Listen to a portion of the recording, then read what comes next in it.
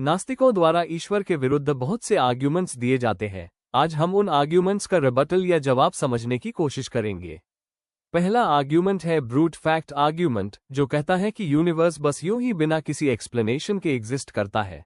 पर अगर वाकई ऐसा है तो फिर हमें किसी भी चीज की एक्सप्लेनेशन की जरूरत क्यों है? क्योंकि इंसान हर छोटे से छोटे फैक्ट के लिए एक एक्सप्लेनेशन मांगता है।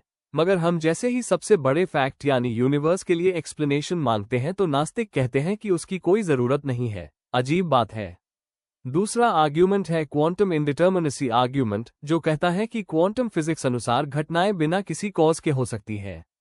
मगर नास्तिकों को ये समझना चाहिए कि क्वांटम लॉज स्वयं फिजिकल सिस्टम्स के भीतर होते हैं और इसलिए क्वांटम इवेंट्स से कॉज का इनकार नहीं होता है, बल्कि कॉज के डिटर्मिनिज्म का इनकार होता है, यानी कारण मौजूद होते हैं लेकिन उनके परिणाम निश्चित नहीं होते। क्वांटम फिजिक्स रैंडमनेस दिखाती है, कॉजलेसनेस नहीं। तीसरा God of the gaps argument कहता है कि आस्तिक हर एक साइंटिफिक इग्नोरेंस के गैप में ईश्वर को रखकर उस गैप को भरने की कोशिश करते हैं, मगर फ्यूचर में साइंस ही इन गैप्स को भरेगी। पर यहां ध्यान देने वाली बात यह है कि आस्तिक बुनियादी तौर पर ईश्वर को अननोन कॉज के रूप में नहीं बल्कि अल्टीमेट एक्सप्लेनेशन के रूप में पेश करते हैं।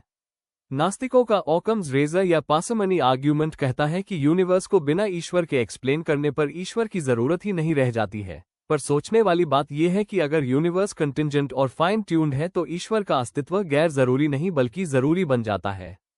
इसी तरह उनका साइकोलॉजिकल प्रोजेक्शन आर्ग्यूमेंट कहता है कि ईश्वर इंसान की इच्छाओं, असुरक्षा और डर की पैदाइश है। मगर आज हम ये जानते हैं कि किसी बिलीफ की साइकोलॉजिकल ओरिजिन उसकी ट्रूथ वैल्यू तय नहीं करती है। जैसे ये साइकोलॉजिकल एक्सप्लेनेशन ईश्वर के नॉन एग्जिस्टेंस को प्रूव नहीं कर सकती है। अगर ये आर्ग्यूमेंट सही होता तो क्या नास्तिक ये स्वीकार करेंगे कि नास्तिकता की पैदाइश अकाउंटेबिलिटी और अथॉरिटी से बचने के लिए करी गई है? अब हम भारतीय और पाश्चात्य दर्शन में किसी भी दावे को सिद्ध करने के लिए जो प्रमाण बताए गए हैं उन्हें समझते हैं। भारतीय संदर्भ में ईश्वर के अस्तित्व को सिद्ध करने के लिए इनको पेश किया जा सकता है। किसी दावे को परखने के लिए भारतीय दर्शन ने 4 मुख्य प्रमाण या सिद्धांत दिए हैं। वैसे ये 6 तक भी माने जाते हैं, जिन्हें अलग अलग परंपराएं कम या बढ़त के साथ मानती हैं। पाश्चात्य या पश्चिम दर्शन भी इनमें से कुछ यानी 3 से 5 प्रमाणों को मानता है। जो दावा जितने अधिक प्रमाण पर सिद्ध होगा वो उतना ही प्रामाणिक माना जाता है। पहला प्रत्यक्ष प्रमाण है।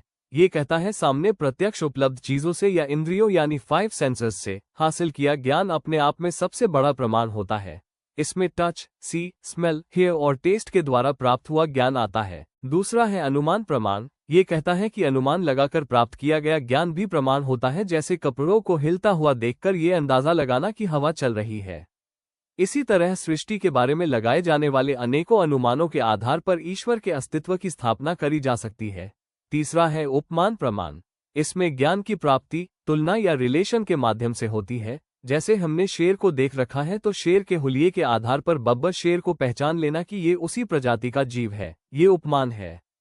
इसी तरह ईश्वर के अस्तित्व को उन वस्तुओं से समझा जाता है जिनमें कार्य और कर्ता का संबंध साफ देखा जा सकता है। जैसे कला है तो कलाकार भी होना चाहिए। चौथा शब्द प्रमाण या आप्त वचन या आगम प्रमाण है। आधिकारिक स्रोतों से दिया बयान या गवाही, जैसे वेद जो ईश्ववाणी है, या ऋषि संतों आदि के कथनों से जन्मे शब्द भी प्रमाण होते हैं। ये उन आप्त या विश्वसनीय पुरुषों के उपदेश हैं जिन्होंने सत्य और पदार्थों के असली स्वरूप को अच्छे से जान लिया है। वैदिक साहित्य को शब्द प्रमाण माना जाता है, जबकि दर्शन, स्मृति, इतिहास ग्रंथों और पुराणों को आमतौर पर निर्भर या व्याख्यात्मक शब्द प्रमाण माना जाता है। इसकी परिभाषा के अनुसार वेदों के अलावा कुरान, बाइबल, तोरात, गुरु ग्रंथ आदि भी अपने संप्रदायों के लिए शब्द प्रमाण है। पांचवा है अर्थापत्ति प्रमाण। इसमें परिस्थिति से निष्कर्ष निकाले जाते हैं। जैसे कोई कहे कि वो दिन में नहीं खाता है मगर फिर भी मोटा है, तो इससे यही निष्कर्ष निकलेगा कि वो रात में खाता होगा। यदि प्रकृति या सृष्टि अचेतन है पर व्यवस्थित है तो किसी चेतन प्रबंधक को मानना ही पड़ेगा। यही अर्थापत्ति है। छठा है अनुपलब्धि या अभाव प्रमाण।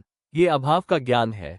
जैसे यहाँ पहाड़ नहीं दिख रहा है तो ये प्रमाण है कि यहाँ वाकई कोई पहाड़ नहीं है। या जैसे कमरे में प्रकाश होने के बावजूद भी मेज पर चाबी नहीं दिख रही है तो ये चाबी ना होने का प्रमाण है।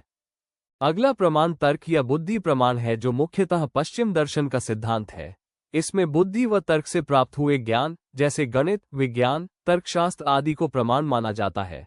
पश्चिम दर्शन में तर्कों द्वारा ईश्वर को प्रथम कारण, आवश्यक सत्ता और बुद्धिमान प्रबंधक के रूप में सिद्ध किया गया है। अंतिम प्रमाण अंतर्ज्ञान प्रमाण है। ये भी मुख्यतः पश्चिम दर्शन का एक सिद्धांत है। ये भारतीय दर्शन में भी उपलब्ध है, पर ऐसे आंतरिक अनुभवों को यथार्थ ज्ञान माना गया है, न कि प्रमाण की कोई अलग श्रेणी। इसमें तर्क के चरणों से गुजरे बिना अचानक उत्पन्न हुए ज्ञान जैसे समाधि में प्राप्त ज्ञान को प्रमाण माना जाता है। अंतर्ज्ञान को ईश्वर के दार्शनिक प्रमाण से अधिक ईश्वर की अनुभूति माना जाता है।